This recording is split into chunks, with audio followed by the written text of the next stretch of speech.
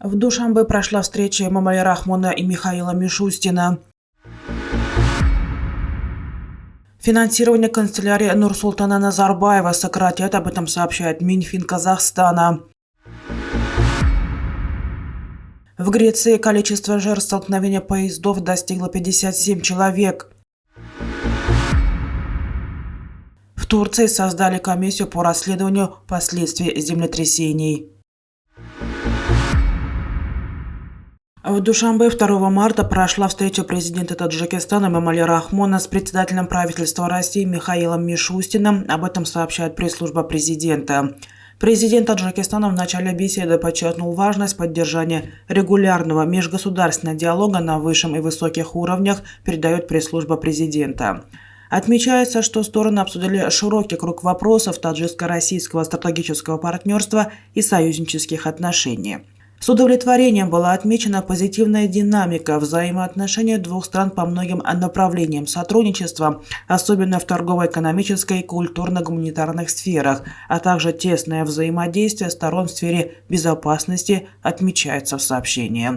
Пресс-служба президента подчеркивает, что Российская Федерация остается главным торговым партнером Таджикистана и продолжает занимать лидирующую позицию в структуре внешнеторгового оборота нашей страны.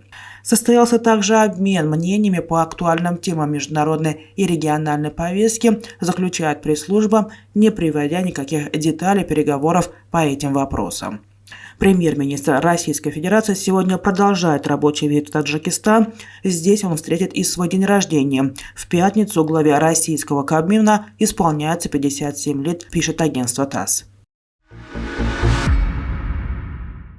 Первому президенту Казахстана Нурсултану Назарбаеву сократят финансирование канцелярии на 130 миллионов тенге, это $298 тысяч в этом году, сообщил в парламенте вице-министр финансов Республики Казахстан Дайурен Темирбеков.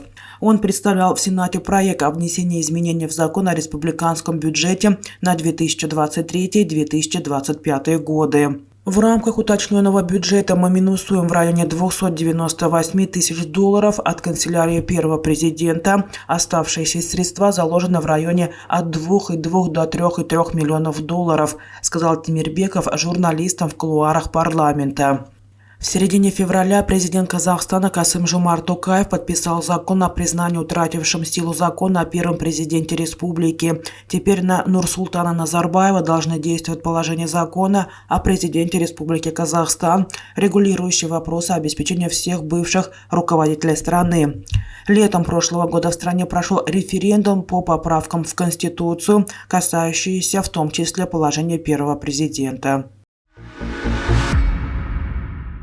Количество жертв лобового столкновения пассажирского и грузового поездов в Греции увеличилось до 57, сообщил об этом представитель экстренных служб на брифинге в Национальном координационном центре операций кризисного управления, передает ЕРТ. Представитель греческой полиции Констанца Димаглиду также сообщила, что в настоящий момент в правоохранительные органы поступило 56 заявлений о пропавших без вести людях, находившихся в поездах, потерпевших крушение. При этом, по ее словам, есть вероятность, что кто-то мог быть в поезде и не был объявлен пропавшим без вести родственниками или друзьями. Димаглиду сообщила, что в больницах находится 48 пострадавших, 6 из них в реанимации. Один пассажир с серьезными ожогами переведен в отделение интенсивной терапии. Представитель пожарной службы Греции Василис Ватракаянис заявил, что поисково-спасательные работы на месте столкновения продолжаются. По его словам, условия проводимых работ сложные, потому что из-за силы столкновения некоторые вагоны представляют собой амфорные массы. Он сообщил, что работы планируется закончить сегодня, 3 марта к вечеру. Столкновение поездов произошло в ночь на 1 марта на станции Евангелизмос возле городка Темпей, недалеко от города Ларисы, примерно в 200 километрах к северо-западу от Афин. Пассажирский поезд следовал по маршруту Афины-Салоники, а в нем находилось 350 человек. В связи с крушением министр транспорта Греции Костас Караманлис подал в отставку. Парламент Турции утвердил решение о создании комиссии по расследованию последствий землетрясения в городе Кахран-Мараш на юге-востоке страны. Это решение было поддержано всеми депутатами единогласно, сообщает агентство Анадолу. В частности, власти намерены определить, какие меры необходимо предпринять для повышения эффективности урбанизации городов. Ночью 6 февраля в Турции произошло землетрясение магнитудой 7,7 балла. Его также ощутили в Сирии. Число погибших в Турции превышает 45 тысяч человек.